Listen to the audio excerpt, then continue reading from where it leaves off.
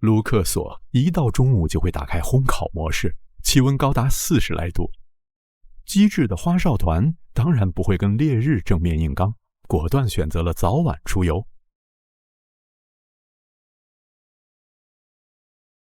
现在卢克索才28度，9点还行，10点就35度了。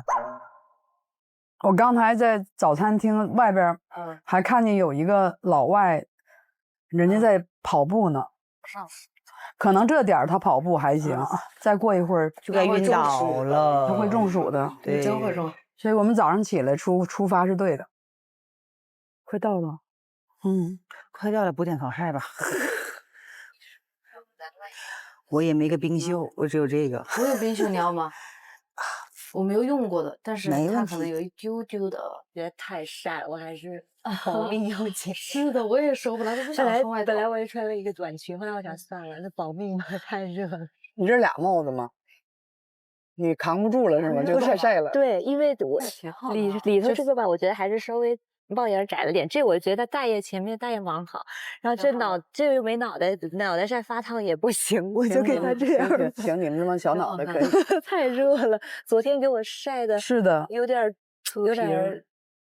吓着了。我今天就给他，你看穿的都是对，就这样。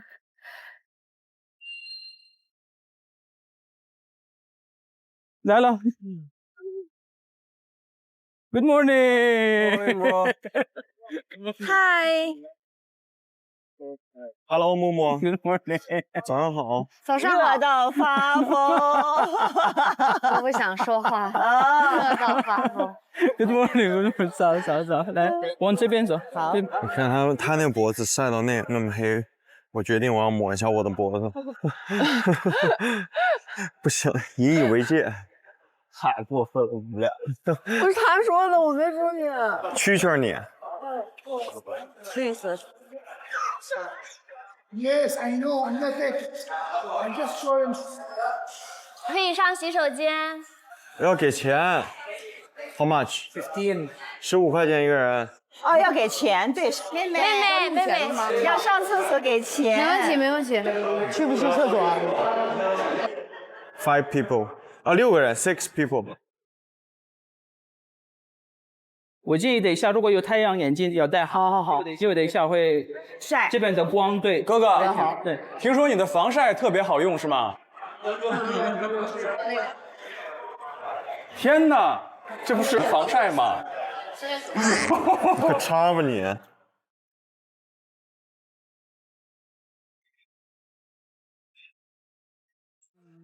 4角，数一下，再数一下。请过来。还记得昨天我们看神家，今天我们要看法老的家。那法老的家在哪里？在一座山谷 ，The Valley of the Kings， 帝王谷。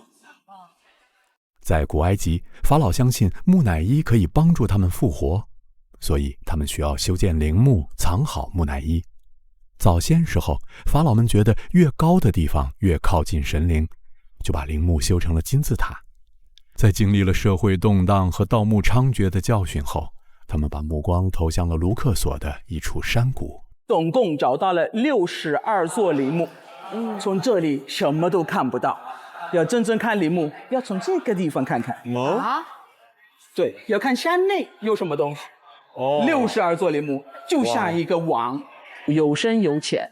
哇，这么神奇！从法老登基的第一天起，工匠们就拿着铜凿、石锤钻进山里挖墓室，直到法老死去。等法老咽下最后一口气，祭司们就会小心翼翼地把它制成木乃伊，抬进山谷深处的墓室。最后，工匠们会封死墓门，让风沙把痕迹轻轻掩住。他们在这里等待死而复生。所以，帝王谷不是冰冷的陵墓，而是他们能安心等待复活的永远的家。现在我们在一点生命都没有的地方，帝王谷山。为什么古埃及人选择了这个地方？第一，安全。我要在一个安全的地方，只有一个是入口和出口，没有其他的地方。安全。这边的山很高，没有办法爬上去。这是第二。第三，随便拿一块石头，哎呦，这边的石头白硬，离尼罗河远，对，所以如果尼罗河泛滥，它不会被淹。对啊，还有什么呢？最上面我们能看到什么东西？最上面好像一个金字塔的尖哦。金字塔没错。那这个金字塔是修的还是天然的？它是天然的金字塔。天然的。他们选择这个地点，就是因为天然的。因为天然的金字塔在这里，所以他们要修它。休息一下。好。花儿与少年同心季超级合作伙伴皇家美素佳儿非凡内护，宝宝带感成长。花儿与少年同心季旅拍神器华为 Pure 80系列超大底双长焦包触片的。花儿与少年同心季尊宠逆龄冠冻龄白金6D 眼霜，7天宛若逆眼灵。花儿与少年同心季合作伙伴 Kiri 源自法国奶酪世家，粒粒皆心意。京东健康花儿与少年同心季，下节更精彩。京东健康花儿与少年同心季。现在继续。这里是由京东健康冠名播出的《花儿与少年同心季》，滋补保健闭眼入京东健康手花露。花儿与少年同心季超级合作伙伴皇家美素佳儿非凡内护，宝宝带感成长。花儿与少年同心季旅拍神器华为 Pure 80系列超大底双长焦包触片的。花儿与少年同心季尊宠逆龄冠冻龄白金6D 眼霜，7天宛若逆眼灵。花儿与少年同心季合作伙伴 Kiri 源自法国奶酪世家，粒粒皆心意。花儿与少年同心季合作伙伴上海钻石交易所，天然钻石生而不凡。上课了，认真听讲。还记得昨天我们说有2条线塑造了古埃及人的思想和古埃及人文化吗？第一条线是什么呢？第一条线是什么？尼罗河。尼罗河的从南往北。另外一条线是太阳日升日落。太阳从东往西，这2条线连起来了以后就变成金字塔，没错。日出在这里，日落在这里。从日出到日落，太阳要走12个小时。太阳落山了以后，它又在下面要走12个小时。古埃及人从太阳每天东升西落、死而复生的循环中得到启发，相信人可以像太阳一样复活。因为太阳每天要回来，所以人100%要回来。但是人怎么回来呢？要怎么保证他回来呢？你要怎么去想一想？人拜拜了以后，我们要把他送到日落的地方。所以送到尼罗河西岸。这就是西岸。对。没有一座陵墓在埃及放在尼罗河东岸，这是第一。第二，又放在哪里？放在地上还是放在地下？地下。对，因为他们相信大地是母亲。中国人也相信大地是母亲。是的。法老葬入大地，太阳落山后，法老会跟着太阳走。等到太阳再次日出时，法老也会得到复活。你们觉得白天和晚上是一样吗？不一样。白天不如夜的黑。白天不如夜的黑。你永远不懂得我伤悲。行。为什么白天不如夜的黑？法老很相信一件事情。太阳落山的时候，他已经很累，就没有力量了，无力下来了。他的儿子在下面等着他。他儿子说：“我最爱的爸，欢迎你回来，我会带着你走。”地下在埃及又天黑了，很不安全，所以下面法老要跟很多坏人要去打，然后这里有尼罗河，要开船。要带着他上到日出的地方。如果法老失败了，太阳也失败了，第2天就没有日出了。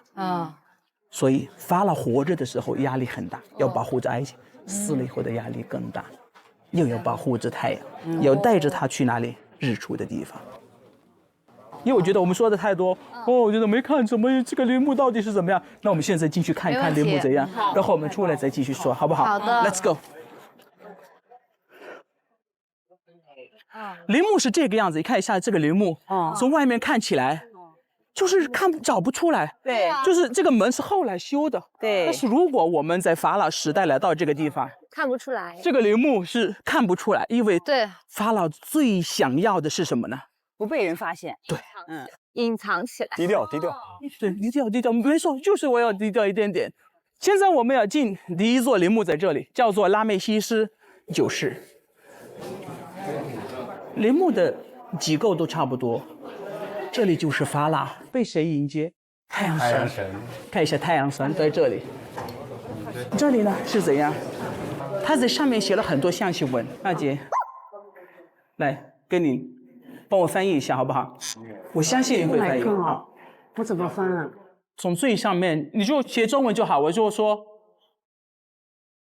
我会带你走安全的路，不管对与你苦，辛苦的苦，苦对。不管与你有多苦，不管与你的路有多苦，我会带你走一条安全的路。还记得谁唱的歌吗？这人太熟了。不管与你的路有多苦，擦干眼泪，告诉自己不准哭。这是真的是这个吗？意思是这个意思。无论通往永生的路有多苦，我都要走下去，直到抵达光明。所以那句现代歌词精妙地概括了法老为追求永生而付出的全部努力与信念。所以这条路很简单吗？一点不简单。请看看这么多蛇，看了没有？这些蛇全部都出来了。为什么？因为只有蛇能往地下钻，它有一种力量，看不到摸不到的力量。所以法老都带了很多蛇在这里来保护着啊！看上面那么多蛇，这里那么多蛇，都是一个作用。法老死后，他的灵魂必须穿越一个名为杜亚特的地下世界，这是一条充满危险、恶魔和障碍的道路。墓穴墙壁上刻制的亡灵书，就是灵魂克服这些磨难的行动指南。最终目的是为了获得永生，并与太阳神拉一起踏上他每日穿越天空的永恒旅程。这里我们也看，好像有一个门。对，第一个房间就像第一条路，或者第一个小时，第二个小时，第3个小时。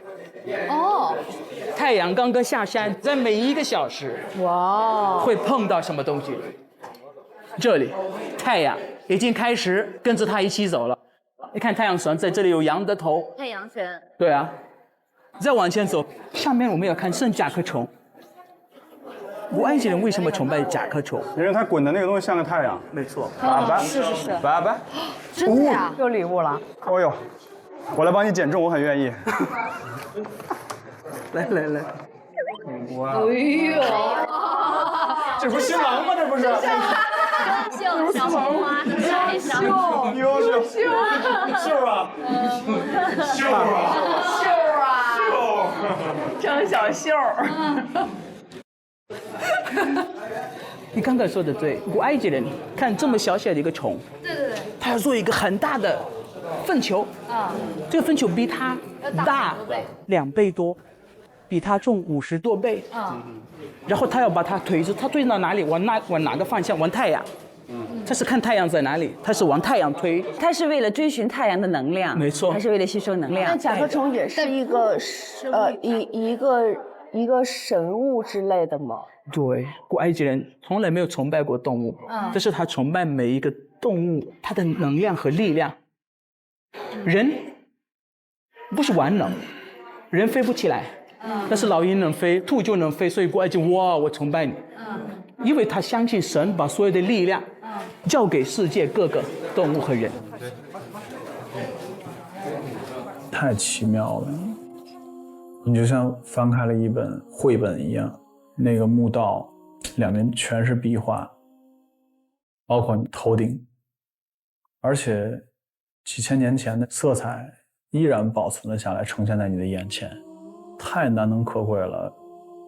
这里我们也看很多雕刻已经做得很好，但是上面的好像是画上去而已。看到没有？两个颜色，一个红一个黑。对。为什么？因为法老已经来不及了，法老已经快死了。所以我们在这里也没有雕刻，来不及做雕刻，就先写着画。对啊，画上去。那为什么不用画了？不能不画。如果少写一个字，法老会迷路。如果法老迷路的话，太恐怖了。再往前走，法老已经拜拜了。所以这里这个房间他们已经把它挖了，但是没有任何教课。这里他们应该在做木乃伊的过程中有70天的时间，所以在他们这70天之内，他们来得及画一些简单的东西。当我们真的置身于这样的环境，不由自主的会脑海中有很多问题：他们为什么会这样做？他们当时的思想是什么样的？3000年以前就会有这样的思想，我觉得是一件非常奇妙的事情。我们往外面走。لا لا كفايه كفايه احترام. لا لا انا عارف انا عارف. لا والله ماشيين والله. 好，对对，这2位先生是在今天他们说，因为我认识他们很久了。然后他们说，他们今天是最后一天，因为他们要退休了。哇！这老爷60，所以祝你们退休快乐！退休快乐 ！Congratulations！ 这很难得在一起到60，我跟你们讲，到60岁很难。好。拜拜 ，Thank you。太热了，还得补点水。要不要喝水？要买吗？嗯，要买的话。算了，喝点水水，喝点水吧。给木木来一个，给木木买一个带盐的。那亲亲妹妹帮我拿个水好吗？你们喝什么？要水吗？反正我就要水，你们要水吗？好，这个是电解质的吗？对，咖啡因的吧。还有谁？还有谁？舒姐，舒姐不喝。19，对的。呀，我们现在可以休息10分钟，好不好？好好好。我这是盐的水，你能喝吗？盐。我这是生脉饮，因为我昨天就出了很多汗，就是我说我那儿还有，你要需要回去给你，帮你也喝点。我从哪来这儿我就乱套了。当然。那么刚刚我们都看了陵墓，大概是讲什么故事？所有的陵墓都是在讲神接法老，然后带着他过去。但是每一座陵墓的优点不一样。图坦卡门黄金法老黄金法老那个，他的墓是帝王谷唯一没有被盗过的墓。那么在这个陵墓呢，图坦卡门本人的木乃伊还在还放在里面。对，但是这个陵墓呢是里外付费。Let's go go go， 对 ，go let's go let's go。那我们买吧，Let's go。之前可能就觉得门票里包含的就差不多了。但是真正有了一些了解之后，你还是很有好奇心，我们就还是毅然决然的，决定再多花一次门票的钱，一定要不虚此行。这么快就出发了？不着急，不着急，你慢点说。这是零钱，你给他绑一下吧。妈呀，这钱也挺沉的，妹妹。是，妹妹辛苦了，背钱。辛苦了。没有，应该还好。还好你的包大。对。他穿这裤子都掉腿了。是，这多大个儿这？他有多高啊？他有1.8米吧？他不止。他是86啊，86还是87？他按理说86吧，跟87也差不多。好高啊！对，不能再涨。不能再涨，30多了还涨呀？还涨，太帅了。怎么羡慕啊？当然羡慕了。你有你独特的美啊，别难过。黑。黑怎么了？健康美啊，我也黑啊。黑美，我们仨健康3美，真的。3美。走吧，大美。OK，Let's go。 3000多年前，9岁的图坦卡蒙戴上法老王冠，却在18岁就匆匆离世。这位毫无政绩记录的法老被历史藏进了帝王谷的黄土之下。20世纪初，一心想投资文物的卡纳文伯爵找到了以绘制文物为生的画家卡特，他资助卡特寻找失落的法老陵墓，可是1年又1年，一无所获。1921年，卡纳文伯爵下达最后通牒，再有1年找不到就放弃。1922年11月4日，卡特团队里一个当地小男孩无意间踢到一块平整的石头，当卡特移开石块，幽深的向下台阶赫然显现。帝王谷3000年里唯一没有被盗过的图坦卡蒙陵墓就此重见天日。这位曾经被遗忘的年轻法老，以这样传奇的方式，让名字重新响彻世间。盗墓人开一个陵墓以后，把陵墓里面的东西拿出来了以后，会有一种诅咒。那以前法老的诅咒是怎样？参加挖图坦卡门陵墓的人，全部在1年之内都死了。哦，真假的？传说是这样的。 Oh my god！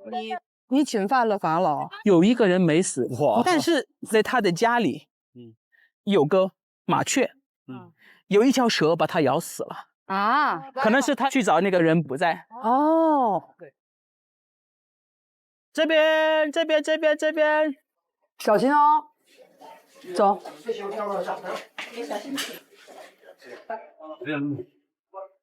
挺科学的，脚卡在这儿走。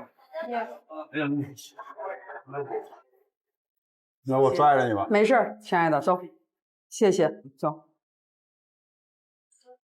哇，我要杵到顶了，我你这得弯着腰。我要杵到顶了，真的。你得低一点。这个陵墓很小，但是发掘出了5000多件陪葬品，绝大多数都是黄金的，来自古埃及国力最鼎盛的新王国时期，并且因为文物被及时移至埃及博物馆展出，所以一件都没有流失到国外。但是就是比较大的那个石棺什么的，对，是的，石棺椁。哦，那其实挺漂亮的。你看外面的，这个是最外面的棺材，然后打开了这个棺材，又找到了一个棺材，又打开了第二个，又找到了一个，又找到了套娃一样，套娃一样，最里面才找到了他的木乃伊，因为那个时候没有技术，找到他的人想要把黄金拿走，所以他们把整个木乃伊散了，哎呀，拆了，后来把它拼在一起。哦，这就是他。 18岁，18岁怎么也得1.8米了吧？1.8米不可能，那时候没啥营养。有1.7米吗？没有，我跟你讲，他妈妈和爸爸有近亲关系。哦，所以他出生的时候，他腿走路不行。哦，所以在陵墓里面找到了100多个拐杖，因为基因的问题。对。 而且我们给这个木乃伊做 CT 扫描以后，才发现他腿受伤了，伤口那个感染了，感染很严重。这是图坦卡门为什么死了？哦，这样子啊。图坦卡蒙陵墓的发现填补了古埃及历史研究中的一段关键空白。然而，他的身世与生平仍笼罩在重重迷雾之中。比如，他的生母究竟是谁？他是否实权在握？他的早逝是意外还是谋杀？ 这些未解之谜，至今仍在吸引着人们不断探寻答案。姐，因为我小时候其实就很爱看人类未解之谜啊，然后我看到那个图坦卡门的那个木乃伊了嘛，我就离得特别近，然后我就在想，他18岁就去世了，然后那他的灵魂现在在哪里呢？他的肉身在这儿有没有把他困住，或者说他的灵魂有没有去往自由的地方？ 他现在是什么样子？我就一直在思考这些问题。虽然我们和埃及人语言不同，历史都不同，但是我们一起来听几千年前的故事，这是一件非常浪漫的事情。帝王谷，整个帝王谷最大的叫做塞提一世陵墓，那个陵墓是最长、最大、最漂亮。在整个帝王谷，如果只有一座陵墓要进去，那只有那一个塞提一世，但是那个陵墓也要单独买票。好，那我们花钱买票去走。好，我是真的把来都来了贯彻到底。这些地方太难能可贵了，多看看，多体验体验。不管与你的路有多苦，还能唱出来啊？我爸妈天天唱啊，以前。哎呀呵 ，Let's go。昨天我们看了拉梅西斯2世的那个神庙，是不是？对。塞提一世是拉梅西斯2世的父亲，他爹。对。塞提一世也是一位卓越且极为富有的统治者，他为自己在帝王谷修建的陵墓，就是一个外表相当隐蔽、内部华丽精美的地下宫殿。有传闻说，塞提一世将大量金银财宝带入陵墓陪葬，然而这些宝藏的下落至今仍是未解之谜。 Let's go。 哇，没人。对，因为这个陵墓是很少有人进去，要花钱。对。天哪，这个这么好看，好漂亮！塞提一世陵墓作为整个埃及最贵的景点，除了壁画的视觉之美之外，上面记录的内容也十分珍贵。我们可以把它看作是法老的投胎手册。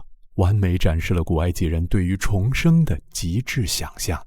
这个真的很漂亮。这个地方是给盗墓人安排的。一位意大利人叫做贝尔佐尼，贝尔佐尼找到这个陵墓在1817年，他差一点就死啊。那个时候是那个火，然后这样下去，然后没看到，差一点就掉在下面。后来人家救了他。哎呦，我都不敢看了哟。过了这个防盗竖井，就到了陵墓的四柱大厅。小心点，这里我们能看到一条很长很长的蛇。古埃及人想象死者进入冥界后会穿过一条道，叫做蛇道。这条蛇道有9个守护人，要通过他们的重重考验，才可以继续重生之路。我们能看到这里一条蛇，这条蛇很像一张床，看一下，这么长，从这里一直到最前面，有12个人，代表12个小时。古埃及人想象死者经过不同的时间会有不同的样子。这里呢，我们要看每一根柱子，法老跟神的关系。因为法老在下面什么都不知道，法老也没有做过这些，所以神在这里拥抱一下他，保护一下他，安慰一下他，要让他加油。好厉害！所以陵墓的道理是很简单，我们现在已经懂了，大概法老在陵墓里面要画什么东西。你这个衣服透气吗？我感觉你衣服跟塑料袋似的。对，我是就是像减肥汗衫似的，是吧？暴汗服。对，小心台阶。Careful, be careful. Be careful， 对。OK。罗非鱼，为什么还有鱼？罗非鱼？罗非鱼，象形文，对，罗非鱼。鱼代表什么？鱼在埃及代表很多，但是古埃及以前代表就像中国一样，代表财富。财富，对。现在我们经过这个下层通道，就到了陵墓的前厅，走到下面去。哇，这修的太好了！没有一座陵墓可以跟这一座陵墓做对比。看一下她穿的衣服，对，是个裙子，她的身材，她的嘴唇，她的鼻子，她的鹰钩，这种雕刻已经很不容易。我们在其他陵墓是没看到，这个陵墓的艺术是最棒的。很有艺术性。再往前走，哇！我们现在就到了这座陵墓的主墓室，这里就是我们整个陵墓的核心了。请看看法老，我觉得是最漂亮的一张脸之一。超漂亮，这个确实又立体又鲜艳。神在这里，要让他加油。太阳神，对，太阳神。来，我们往这边走一走，小心点。往哪边走？这可以走吗？可以啊。啊！哇，这是一个牛。哇哦，这是金牛吗？这是牛，叫做哈苏尔，古埃及人以前崇拜的牛。这个牛还在。牛角。天哪！就是它。牛，好美呀！如果有机会到南苏丹，那边的人还是在崇拜着他。他已经离开了埃及很久了，他再也没有回来。为什么没有回来？可能他觉得法老已经没了，我也想走了。就像很多动物离开埃及一样，很多动物已经离开了。有点闷，主要是闷。对，越往里面走，空气越稀薄。这里就是主墓室的核心。到了这里，代表法老的重生之路要结束了。太阳已经准备要日出了，至此法老要跟着太阳一起升起。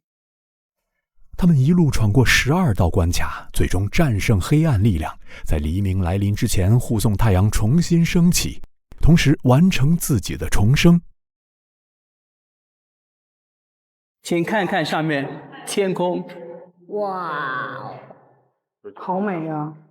确实挺美。赛提一世准备了一张星空地图，上面画着大星座和猎户座，这些永远不落的星星。法老就是希望自己的灵魂能跟着他们，最后成为天上的一颗永恒之星。因为法老相信他第2天跟太阳一起出来，他到哪里去？天空。哇，他会变成一颗星星。我觉得帝王谷最完整的一本亡灵书就在这里可以看得到。哦，那法老的棺材原来放在哪里？谁能告诉我？这个地方的中间吧，被它包围着，我躺在那儿可以看天空。又要发花花了。太优秀了！小红花。好的，谢谢。就在这儿，就在这中间找到的。那个比尔佐尼来到这里的时候，只有一个空石棺。他以为塞提一世的木乃伊被盗了，就把空石棺拿走卖给英国。但这个木乃伊后来在别处重建坚热，由于制作工艺精湛，保存完好，被称为木乃伊界第一帅哥。后来我们在地下又发现了，还有一部分没有挖出来。所以有可能下面还有东西，但是这个地方我们没挖了，还没挖。为什么呢？因为需要花很长时间，也需要给很多钱。然后我们怕再找到东西无法保护着它，所以想要跟中国在这个方面也有合作的机会。所以你看薛老师那个教授们，对我们中国的教授在这儿就那个考古在那个薛江老师，对，薛江老师，对我认识很久啊。他们在卡尔奈克神庙，因为中国和埃及那个考古活动是刚开始，因为我们两个文明古国，你们懂的，相似。对，我也有文物，你们有文物，我会保护你们的文物。是的，是的。所以我感谢你们，真的，我听得懂，挺神奇的，就是你感受到这个国家实力很强劲，很了不起，然后为世界文明做出了很大的贡献，让我的民族自豪感真的是油然而生，让我真的非常自豪，我骄傲我有这么一个强大的祖国。这个房间很像一个棺材，对，非常震撼。古埃及人就对死亡并不恐惧，他们是充满了希望的那种。他们活着的时候就知道早晚有一天都会死亡，所以在活着的时候都是为那一刻在做准备，并且有非常强的信念和信仰，相信他们还是可以回来的。我们结束了吧？差不多。我们的票也可以再进一个陵墓，但是我觉得我们已经进了最好的陵墓。对。木木，你是不是混血 ？No， 没有，我是很纯的埃及人。你很纯的埃及人？对，我可以告诉你埃及人是怎么看到的啊？要看鼻子。我们这里的鼻子很高，要看鼻子。如果你的手碰到你的眼睛，代表你不是埃及人。不是埃及人。你不是埃及人。你不是埃及人。怎么碰到？你的鼻子很高是吧？对，山根很高，看到没有？对。哦，你这儿碰不到，你这儿起的地方很高，这个地方很高。对，眼窝很深。对，而且我们头发卷。我以前有头发的时候卷得很。你们的睫毛好长啊，好翘。因为我们是沙漠国家，住在沙漠地区的人睫毛都很长，防沙，没错。太羡慕了这个睫毛。那你们在这多住一住，是不是睫毛就能长长？加入芒果 TV 会员，每周6中午12点抢先看正片，尊享加更版、超前营业等精彩衍生。进入智能电视应用中心，打开芒果 TV 电视端，大屏 4K 更清晰。中国港澳台地区及海外用户可以通过芒果 TV 国际 App Mango TV 同步收看。10点半啦，快上芒果 TV 搜开票10点半，动感地带芒果卡送你去现场。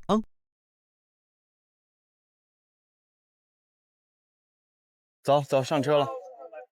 马思纯，你的脸必须得喝水了。有点发白了是吗？是不是因为要中暑了？还要水的吗？还有要水。不要了，谢谢。要一个吧。多喝水。多喝水。我跟你们讲一下，在卢克索，我们水蒸发的速度很快，你感觉不到你在出汗，因为这里是干热。所以最好多喝水。OK， 可以了吗？没问题。我现在脸已经有点灼烧感了。我也是，太晒了。等一下啊。我们大概多久到呀？到神庙31分钟。卢克索这边水果真的很好吃。来到卢克索必须要喝那个甘蔗汁，因为甘蔗都是在这里种。对。左手不就是甘蔗吗？是吗？喝不喝？火不火？甘蔗汁。甘蔗汁。喝甘蔗。这个时候我们要补充点糖分。咱们请他。甘蔗放在外面。行，请他，请大家喝一个呗。请小丽。还车司哦，机。好。另外，我申请买个香蕉吃行吗？买个香蕉，好。我不想喝。哦，我也不喝。8杯，走。走吧。走。这边。嗨。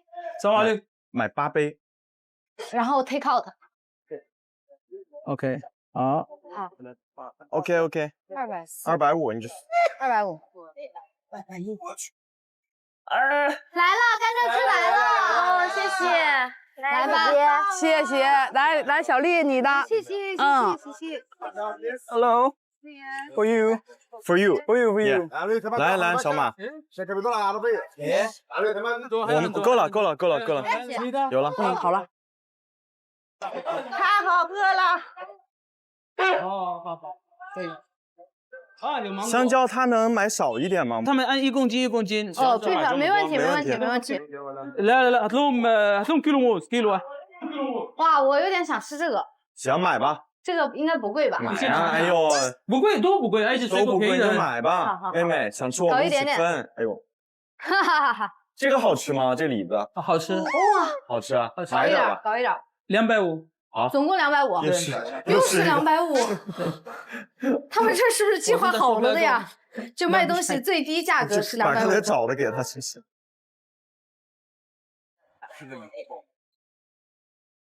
来，他们这香蕉是按公斤卖的，人家卖按公斤啊，这么多，感谢，分着吃。我的个天哪，你买的什么？没买多少。哦，这是。他说好吃啊，尝尝呗。啊，那拿着吧。中午就能吃。